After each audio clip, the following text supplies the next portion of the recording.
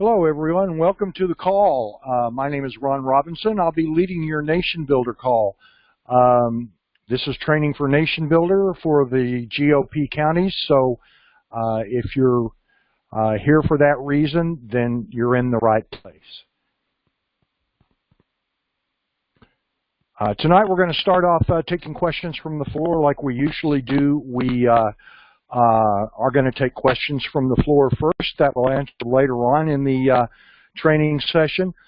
So let's just pitch it to the floor right now. Anybody with a question about Nationbuilder or political digital, go ahead and speak up, and I'll be glad to jot your question down, and we'll get to them later on after the program training. Speak up.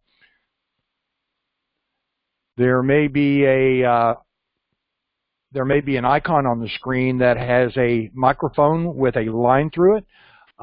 Tap that icon first and then speak up. We'll be glad to take your questions.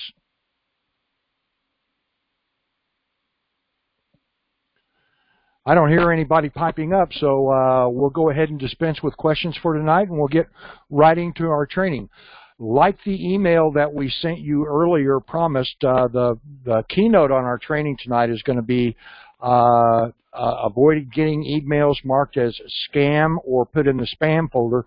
And for a lot of people that send mass emails, not just political emails, but for a lot of people that send mass emails, that's kind of a heavy lift. And I see mistakes all the time done on that. So tonight we're going to go over just a little bit of things pretty quickly on how to do that. Let me show you what I'm talking about. I want to show you one thing that hit my email inbox a couple of days ago on January 17th, and it's from a Republican Party email. As you can see here, there's this red bar going across. This is a preview pane of my email reader, and you can see right up here, there's this red bar going across the email. It kind of blends in with the email header on this one, but there's a red bar going across the email that says, "This message may be a scam." Now, needless to say, when people's email boxes put this kind of a warning on the email, the person receiving the email is going to discount this email to some extent. In certain people's minds, this may actually make them think that the Republican Party in their area is conducting some kind of scam, and it's innocent enough. We don't do this on purpose, and people who send these emails certainly don't do it on purpose, but they don't realize that a fairly standard practice is causing this to happen. It's an unforced error, and by the content that they place in their email, they're actually causing this to happen. So let's talk a little bit about why this happens. So let me close this image and show you another image from the same email. Okay, this is this. Nope, that's not the right image. Let's get the right one. Here we go. Okay, the practice that's causing that this message may be a scam message to appear is what we call a raw link. You see this unreadable link. It's actually going to a survey, which is, we certainly want people to look at those links and follow them. But here's the thing. Since the early 1990s, people in the editorial business, people that talk about style and how to blog and send emails and writing style and stuff like that, those people have always said do not use raw links, whether you're writing an email or whether you're writing a blog. They suggest that we not use raw links. And this is what we're looking at right here on the screen, this part right here that starts with HTTPS, and we see them all the time. But it's actually this raw link that's causing this message may be a scam warning to appear in my email reader. By the way, the email reader I use is Thunderbird from Mozilla, but there's lots of other emails that will produce this warning as well. Depending on how you have your settings set, it could appear on services like AOL, Yahoo. I've seen it on Gmail a couple of times, but it's pretty rare on Gmail. But these warnings will appear depending on how you have your settings set. These warnings could appear in anyone's email box. And the thing about this is you can't predict who's going to get this warning and who isn't. You don't know what email reader people are using when they look at the email that you sent. They might be looking at it in Thunderbird like I use, or they might be using any of hundreds of email readers. But these warnings are becoming more and more common, and you don't want your recipients to be seeing this scam message when they open your email. Or if they're looking at it in preview mode, it can also be displayed in a preview pane. So what is it about these raw links that cause this message to appear? Well, we've all been warned about the email from some hacker that gives us a link. Let's say a bunch of us bank at Wells Fargo, and they send you an email that looks exactly like the normal Wells Fargo email that you're sending, and then they ask you to click this link, and the link says, where you can read it, you know, http://wellsfargo.com. But the thing is they have a totally different web address programmed into that link that takes you someplace else that's not wellsfargo.com. And of course, we don't want people following that link that they think is taking them to Wells Fargo, and it goes to a website that looks like Wells Fargo. They don't want people following that link and giving their Wells Fargo login credentials to some hacker site. So email readers will produce these warnings. Now, what's happening with us when we provide a raw link like this, we're actually programming the link to go to the same web address that's on display. So what's the problem here? Well, a couple of weeks ago we talked about tracking our links and seeing how many of our emails were open. When we send a raw link through a mass email, and this is not just Nationbuilder, this could be Constant Contact or MailChimp or any of hundreds of mass email services you could be using. They actually change all of the links in our email so that when somebody clicks on the link, that link is actually going to our link tracking service first, and then the link is going to the link that you programmed in. So the email reader sees, well, they're displaying one link here for us to read, but when you click the link, it's actually going somewhere else. It really does look like a scam. And so that's why these warnings appear. So even from the 1990s, when we were told by the people who think of style and good grammar and good English and stuff like that, they've been telling us since the 90s, don't put raw links in your emails or your blog pages. And now it's a security issue as well as a style issue. I've always recommended to people that they stay away from raw links and program a text link instead. And those are real easy to do. And that's the first part of our instruction tonight, is how to do a link that won't get flagged as a security problem by our email readers. And it's real easy to do. Now, what's tempting is, let me just pull up the National GOP website. I'm going to go to gop.org. And there we are. We're on the National GOP website. So I'm just going to copy that email address, and I'm going to go over here to where I'm working on a mass email, and I'm just going to paste that. This is what we commonly do. A lot of us do this. I do this in some personal emails as well. So I'll never do it in a mass email, but sure, I'll just take this, and here I am up here in the corner copying this email address that's in my browser here, and I'm just copying that. I'm typing Control-C, and then I'm coming over to my email, and I'm typing in Control-V, and I'm pasting in that email address. And a lot of people will do that, but for security reasons, it's really a bad practice. So what we should do is first type in the text that you're going to create a link from. It's hard if I'm going to insert a link right here on this line where I'm standing right now, where I have the cursor right now. If I click my insert link first, and in this case I'm just going to link to our training link. It's http:// maybe I should type that right.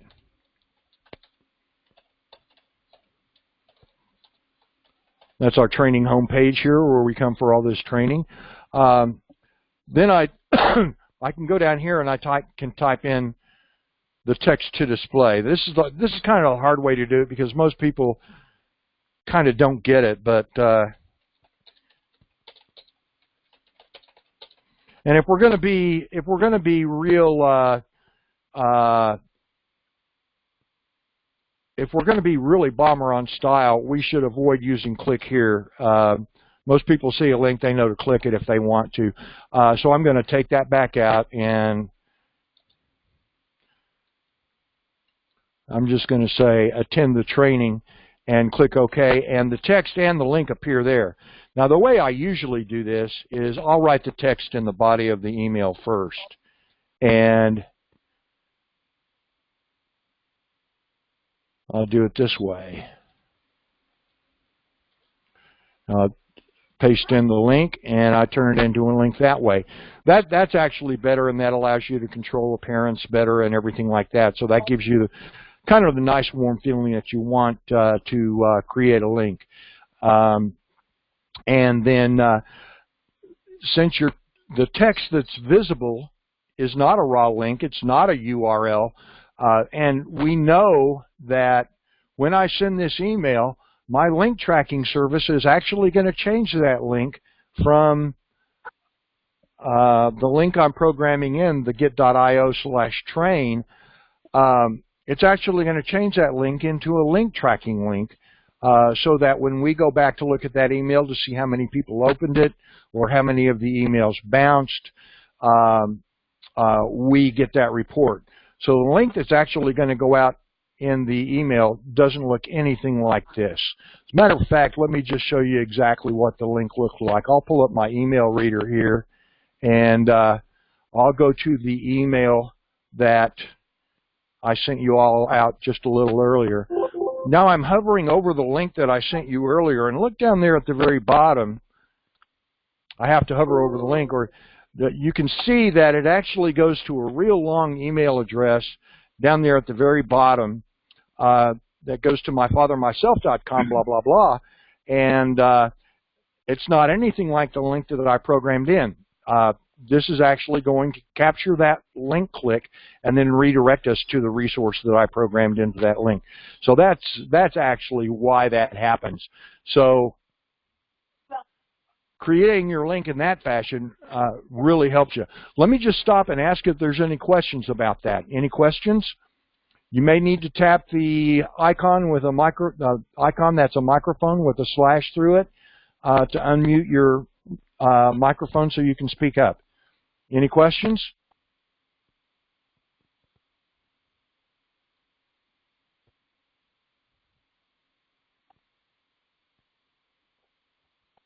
Okay, one of the other things that we probably want to watch out for when we're sending a mass email, let's think about our headers for a minute. As you probably saw when I pulled up my email reader here, I have a list of subjects, a list of people who have sent me email, and a list of subjects, and then I have a preview window down here at the bottom. And I like to preview my emails before I actually open them up. As a matter of fact, a lot of times I'll never actually open the email, and I'll click reply or forward just on the strength of what I see here in the preview window. And by the way, I think Kent GOP has a beautiful logo there, don't you? I think that's really wonderful. However, the only problem with this is I would kind of like to see the first 100 words or so of the message from Kent GOP rather than have my view of the email be dominated by one huge logo.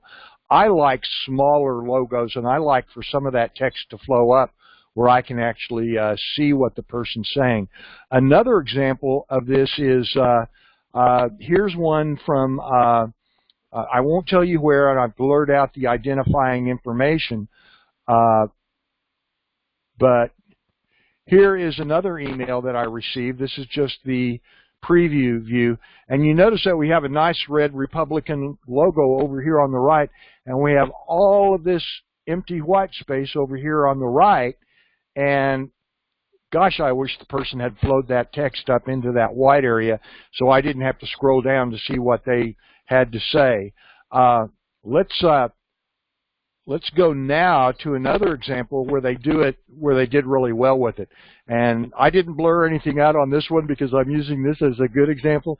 And this is from Montgomery, Ohio Republican Party, their county party there in Montgomery County.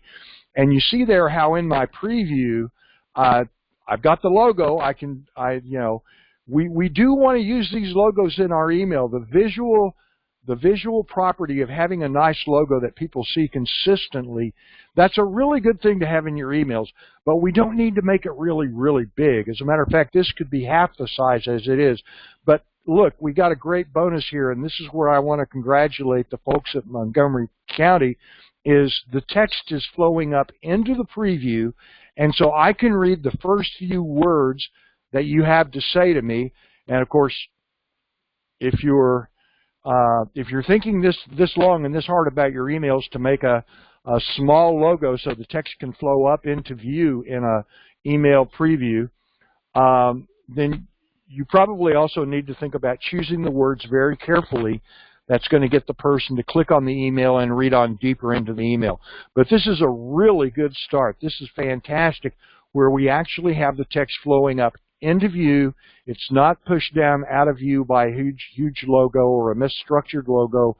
The text actually comes up into view, and at a glance, before I even open that email, I can get a real good idea of what the chairman of Montgomery County, Ohio, wants to say to me.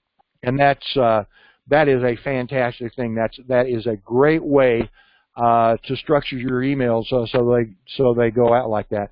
Let me stop again and ask if there are any questions. As a matter of fact, we've got a few more people on the call now. Let's switch back to the agenda, and we'll ask the question that we asked at the beginning of the call. Did anybody come to the call with any kind of question that they'd like to have me address later on tonight? As is our practice, we take the questions that people are going to be asking at the beginning of the call, and then we answer those questions later on toward the end of the call. Any questions at all? People who have been wondering about something, have any questions or ideas that they're thinking about trying? Any questions at all? Tap that microphone with the line through it, unmute yourself, and speak up.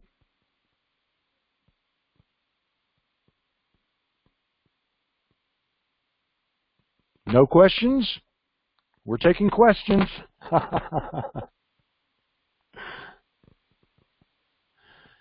Okay. Let's see if I've covered everything in my outline here. No raw links. We talked about that. Oh, I didn't talk about balance of text and graphics and images. What this means is sometimes, I'm not seeing this happen as often as we saw it back in 2014 or even 2016. Sometimes people will send out an email that's just a single big image with all the words that they want to communicate as part of that image. And that means the email can't really be read by the email server. You know, we all love Gmail because we know that they read our emails. They have a robot that reads our emails, so they'll know what to advertise to us while we're reading our email. And we take that one on the chin because we know it's just a robot that's reading it.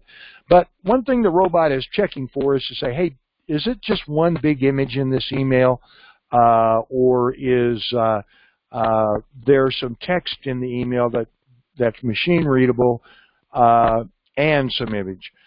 Be sure and keep your images small and place lots of text in your email, because if your email is just one big image, the robot, the Gmail robot, and the robots that they use on lots of other services like AOL and Yahoo, they're going to look at that and say, oh, that's just one big image and no text in the email. And they're going to conclude that that is spam, and they're going to place it right in the spam folder.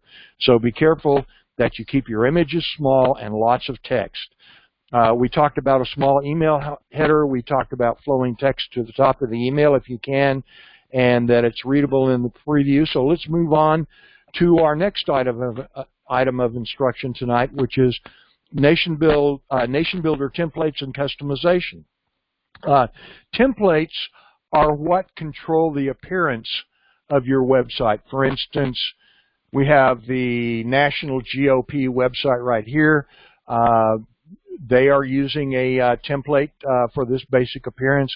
We have the Republican Party in Del Norte County, California, which is, thank you, Del Norte, for letting me use your website as an example. This was one I built several years ago, and they're still using it, and they're wonderful people up there. I really like working with them. Anyway, everybody who does a website chooses a basic template first and then starts building out from that template. So let me show you a little bit about templates here. Let's go to our dashboard and go to our very opening page of the dashboard. And so if we're going to work on the website, of course, we're going to click on website right up here at the top. And I've got two websites, so I'm going to click on that one. And we're going to go in and work on templates. Now, I'm about to give you a $500 tip coming up in a minute. And what my $500 tips are tips that you would have to pay somebody else at least $500 to learn. Tonight you're going to get that tip for nothing. So this call will be worth $500 to you in consulting fees. I can promise you that. So we're at website here, and we're going to work on our theme. So of course the thing that we would click on here is theme. Now, I haven't changed anything yet. And by the way, it's really okay if you're a GOP county or small civic organization. It's really okay to just go ahead and play around with your theme, because it takes you less than a minute to change it back to what it was. So I have a custom theme here, and you definitely want to deal with custom themes. So I'm going to switch to a public theme here. We have several choices. Switch to a custom theme. I may have built more than one custom theme. I've got my current custom theme that I'm using now, and then I can also create a new custom theme. But if I want to see all the themes that are available to me that are pre-built for me to choose from, I can switch to a new theme in about 3 clicks. So this is my theme page. I'm going to click on Switch to a Public Theme, and there are several public themes. There are actually 9 of them here. 9 public themes that I can choose from. And Aware and Headlines are a couple of the ones I like. Anybody from the floor, anybody on the call who can unmute themselves, tell me if there's a template here that you'd like to see, and we'll take a look at it. Just pipe up and tell me which one of these templates we'll like, and we'll use the template that you choose. Nellie, I'm unmuting you. Do you have a preference? Is there a template that you'd like to see? You there, Nellie? Yeah, I'm here. But no, I really don't. Okay, I'm gonna go ahead and I'm gonna choose Headliner. Or is that the one I'm already using? No. Okay, so all I have to do to choose Headliner is I could look at a demo, but the demos aren't that great. I'm just going to go ahead and switch to that theme. I'm clicking right there on Use Theme. Now it's going to ask me to choose a style, and I'm going to choose this. I'm going to choose this black style right here. So I'm going to use that style right there.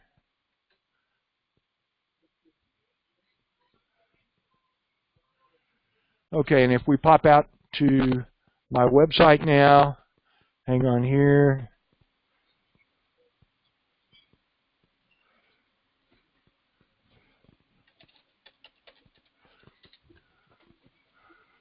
Whoops. Nope, that's the wrong web address. There we go. Now it's switched over to that theme. Okay. So what I want to do now at this point is I don't want the theme that's just totally programmed for me. So now that I've switched to this theme, I'm going to create a new custom theme. And that will creating a new custom theme, and it's going to be based on the theme that I just chose. Okay, I'm going to create a new custom theme, and this is based on Headliner. So I'm just going to, when I create custom themes, I want to put in the name of the custom theme, the base theme, the public theme that it was based on. So I'm going to change the name to, let's see, this is January Headliner. And it's asking, clone your current theme. So I have that checked, and switch site to my new theme immediately. And I'm going to click Create Theme. Now it's going to take it about 3 minutes to actually create that theme. So I'm not going to make you guys hang on for 3 minutes. I'm going to go ahead and switch back to my previous custom theme. I'm going to click here and switch to a custom theme. And it's going to show me all the custom themes that I have created before. And let's see, I can't remember which one I was actually using before. I believe it was this one. Let's see if that's the right one.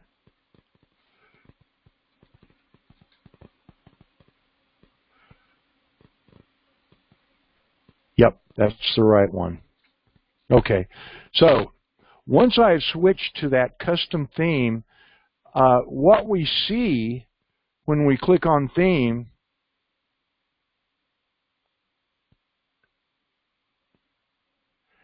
is we actually just see a long list of file names. And these are file names that are actually, these are files that contain the technical stuff, the CSS and the HTML and so forth.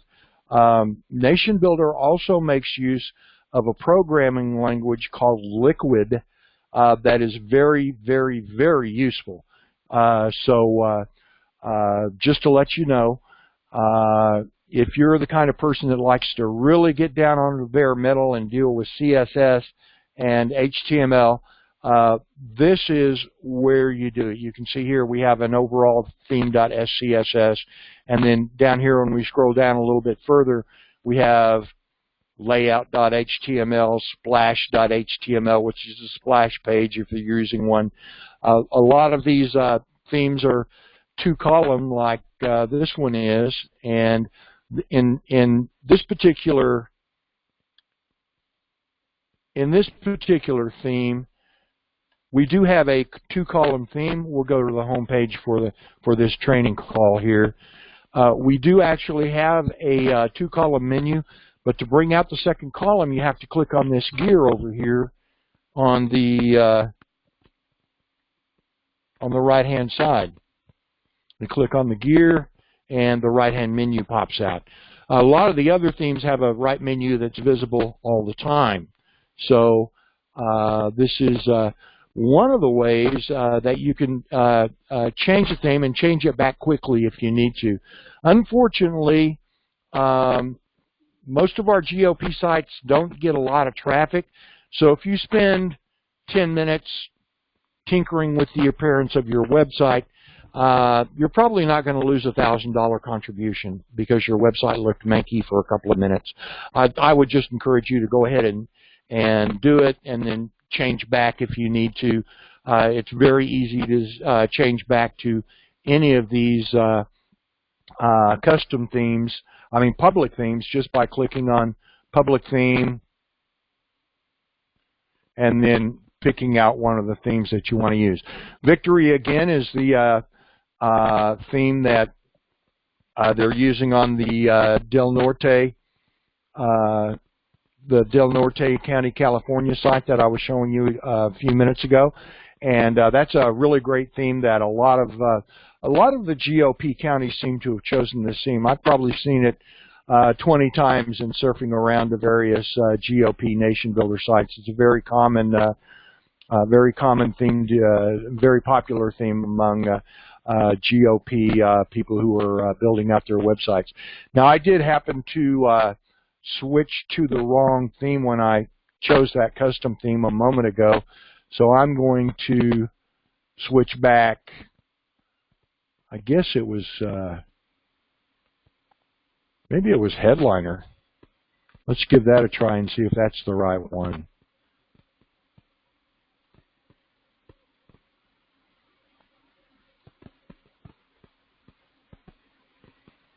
Yeah, that's the right one. That's the one I had before. Okay, we're good now.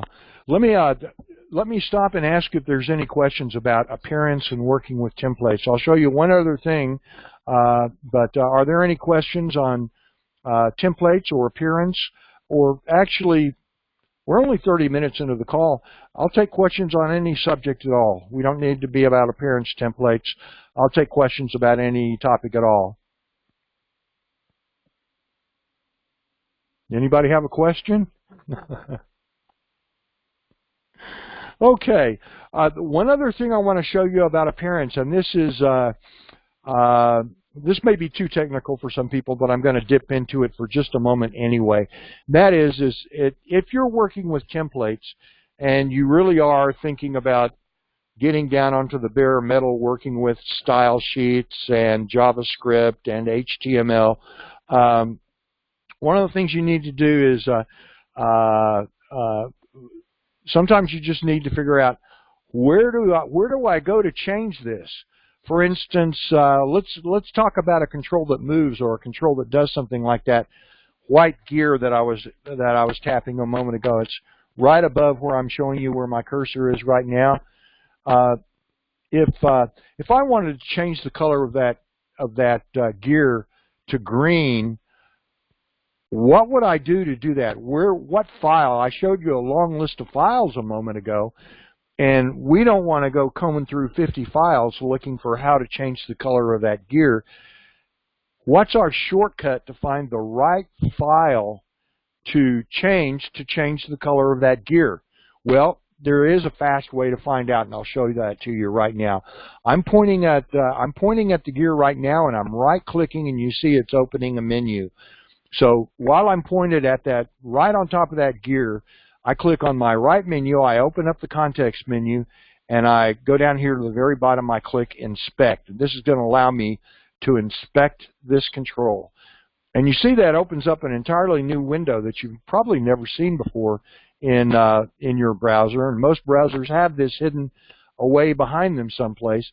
But if this is really inspecting that control and telling us where we might go in order to able to make a change to the color of that control. And I'm going to scroll through this property box right here, and I'm going to look for a color block. I don't see it. It might be uncolored. It might be transparent. But there's the gear right there. I can point to a line of code, and you see over here, I can point to a line of code, and over here in the main part of the page, it will tell me, it will outline what I'm actually pointed at. For instance, there, when I'm pointing at that line of code, it's highlighting a good portion of the entire page. So if I point at the gear line of code, it highlights that right there. It highlights just the gear and shows that it's 38 by 36 pixels wide and so forth. I'm not going to dive into the really deep coding aspects of this, but if you're trying to find out how they did something with the programming that they did in this web page, right-clicking on the control that you want to examine and clicking Inspect will open up this side window and show you can actually step through the code and see how they're doing the magic stuff that they're doing. Let's see here. And then when you're finished with that, you can just click the little X up here in the corner. That's that right there. You can just click that little X, and it'll close that window up for you.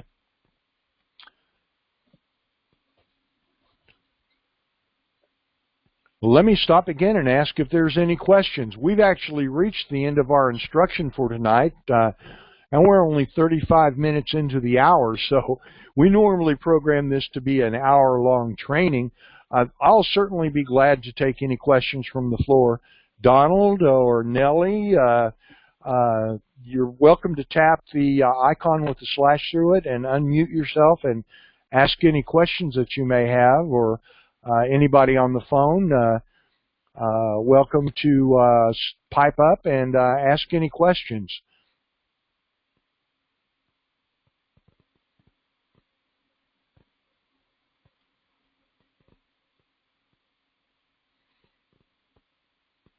Well, I don't know if it's shyness or we're just all real capable people who already know a lot. It's fantastic. Listen, if there's no questions, we'll go ahead and we'll draw this call to a close. I want to thank everybody for being on the call. 2018 is going to be a challenging season for the GOP, I think. You know, our adversaries are very, very determined to take some congressional seats and some Senate seats away from us. And it's a midterm election, so that's the thing that happens historically is the party that's in the minority normally wins 10 or 20 seats in Congress. You know, we sure need to keep that to a minimum. We lost a seat just a couple of days ago in one of the state legislatures that flipped from Republican to Democrat. And we certainly want the people to be represented the way they want to be represented, and it is their choice, but we want to keep Republican victories to a maximum, and we want to minimize the victories of our adversaries. And I think in this day and age, good digital is going to be an important part of that. That's why we're offering these classes. There's lots of GOP counties out there and small civic organizations that really do need the help. So I want to thank you all for being on the call, and please do go back to your email boxes and forward the email to other people that work digital within the party and invite them to come and be on these calls. It's not just to learn, it's also to share the knowledge that they have. You know, I'm not the only instructor. We're pulling in some other instructors here pretty soon, some that came from the Draft Carson campaign, some that come from other recognized places where they're doing a really good job with digital. And we're glad to have anybody step up and deliver a lesson through this resource. It's not just a one-man show, or I don't intend for it to be a one-man show. So thank you very much for that. Do forward the email and invite other people to be on the call. I think that's important in spreading the word. And then do remember that there is a video archive available on the site. Right here at the very top of the page, next to that orange logo, there is a link to our video archive. Now I'm staring at the red record button right now, so I know that we're actually recording this session tonight. I apologize that I thought it was going to auto-record our session last week, and it did not. That was my mistake, and I apologize for that. So we don't have a recording of last week's lesson, but we will have a video recording up probably in a couple of hours. So again, I want to thank you for being on the call. Thank you so much. What you're doing is genuinely important to what we're all trying to do together. So thank you very much. Again, I'm Ron Robinson. Glad to have you all on the call. Thank you so much, and we'll see you next week. Thank you so much.